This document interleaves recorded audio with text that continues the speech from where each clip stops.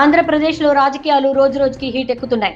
కూటమి ప్రభుత్వం అధికారంలోకి వచ్చినప్పటి నుంచి రాష్ట్రంలో సరికొత్త వివాదాలు తెరపైకొస్తున్నాయి. ముఖ్యంగా ప్రతిపక్ష పార్టీ నేతలను టార్గెట్ చేస్తూ అక్రమ కేసులు బనాయిస్తున్నారనే ఆరోపణలు వెల్లువెత్తుతున్నాయి. ఈ క్రమంలోనే రెడ్ బుక్ రూలింగ్ నడుస్తోందంటూ వైఎస్ఆర్సీపీ తీవ్ర స్థాయిలో ధ్వజమెత్తుతోంది. కొందరు పోలీసులు ఏకంగా అధికార పార్టీ నేతల కండువాలు కప్పుకున్నట్లుగా వ్యవహరిస్తూ చట్టాలను తుంగలో తొక్కుతున్నారనే విమర్శలు ఇప్పుడు రాష్ట్ర వ్యాప్తంగా సంచలనం సృష్టిస్తున్నాయి. అసలు ఏం జరుగుతోంది? ఏపీలో చట్టం ఏం చెబుతోంది? పోలీసులు ఏం చేస్తున్నారు? సుప్రీంకోర్టు ఆదేశాల ప్రకారం 7 ఏళ్లలోపు శిక్ష పడే సెక్షన్లతో ఏదైనా కేసు నమోదైతే నిందితులను ఖచ్చితంగా 41A నోటీసులు ఇచ్చి విచారణకు పిలవాలి. ఇది అత్యున్నత న్యాయస్థానం ఇచ్చిన స్పష్టమైన గైడ్ లైన్స్. కానీ ఆంధ్రప్రదేశ్లో వైఎస్ఆర్సీపీ నేతల విషయంలో ఈ రూల్స్ ఎక్కడా అమలు కావడం లేదనే విమర్శలు వస్తున్నాయి. 41A నోటీసులు ఇవ్వకుండానే అర్ధరాత్రి వేళల్లో అరెస్టులు చేయడం, ఒక పథకం ప్రకారం అక్రమ కేసుల్లో ఇరికించి జైలుకు పంపించడం నిత్య కృత్యంగా మారిందనే ఆరోపణలు బలంగా వినిపిస్తున్నాయి. పోలీసులు ఈ తీరుపై రాష్ట్ర ఉన్నత న్యాయస్థానం అంటే హైకోర్టు ఇప్పటికే పలుమార్లు తీవ్ర ఆగ్రహం వ్యక్తం చేసింది. సుప్రీంకోర్టు గైడ్ లైన్స్ ను ఎందుకు తుంగలో తొక్కుతున్నారంటూ పోలీసులకు గట్టిగానే అక్షింతలు వేసింది.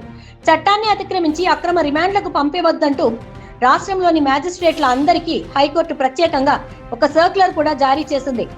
ఎఫ్ఐఆర్ లో 7 ఏళ్లలోపు శిక్ష పడే సెక్షన్లు ఉంటే ఖచ్చితంగా నోటీసులు ఇచ్చే ప్రక్రియను ఫాలో అవ్వాలని స్పష్టం చేసింది. అయినప్పటికీ కొందరు పోలీస్ అధికారులు మాత్రం పచ్చనేతల అండతో వెనకడుగు వేయకుండా తమ పందాను కొనసాగిస్తూనే ఉన్నారనేది తాజా పరిణామాలను బట్టి అర్థమవుతోంది. ఇక అసలు విషయానికి వస్తే తాజాగా మాజీ మంత్రి వైఎస్ఆర్సీపీ సీనియర్ నేత అంబటి రాంబాబు కేసు ఇప్పుడు ఏపీ రాజకీయాల్లో పెను సంచలనంగా మారింది.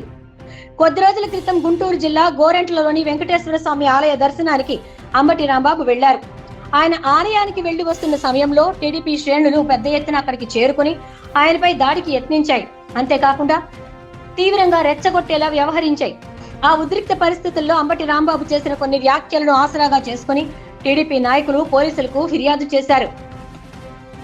ఈ ఫిర్యాదు అందిన వెంటనే నల్లపాడు పోలీసులు అంబటి రాంబాబుపై కేసు నమోదు చేశారు. అయితే అక్కడితో ఆగకుండా చట్ట నిబంధనలను పక్కన పెట్టి ఆయన్ను అక్రమంగా నిర్బంధించి తీవ్రంగా వేధించారనే ఆరోపణలు వచ్చాయి. తనపై అక్రమ కేసులు పెట్టి శారీరకంగా, మానసికంగా టార్చర్ చేసిన పోలీసులపై కోర్టు ధిక్కరణ చర్యలు తీసుకోవాలని కోరుతూ అంబటి రాంబాబు స్వయంగా హైకోర్టును ఆశ్రయించారు. తన కేసులో 7 ఏళ్ల కన్నా తక్కువ శిక్ష పడే సెక్షన్లు ఉన్నప్పటికీ కనీస నోటీసులు ఇవ్వకుండా అక్రమంగా నిర్బంధించారని ఆయన తరపు న్యాయవాదులు కోర్టులో బలమైన వాదనలు వినిపించారు. అంబటి రాంబాబు దాఖలు చేసిన ఈ పిటిషన్ పై హైకోర్టు క్షుణ్ణంగా విచారణ జరిపింది. నల్లపాడు పోలీస్ స్టేషన్ లో నమోదైన 2 కేసులు, అలాగే పట్టాభిపురం పోలీస్ స్టేషన్ లో నమోదైన 1 కేసులో పోలీసులు వ్యవహరించిన తీరును పరిశీలించింది.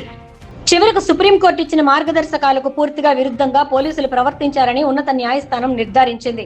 కోర్టు ఆదేశాలను ఉల్లంఘించినందుకు గాను నల్లపాడు సిఐ వంశీధర్, ఎస్ఐ మధు, పవన్ మరియు పట్టాభిపురం సిఐ గంగా వెంకటేశ్వర్లకు హైకోర్టు షాకిస్తూ నోటీసులు జారీ చేసింది.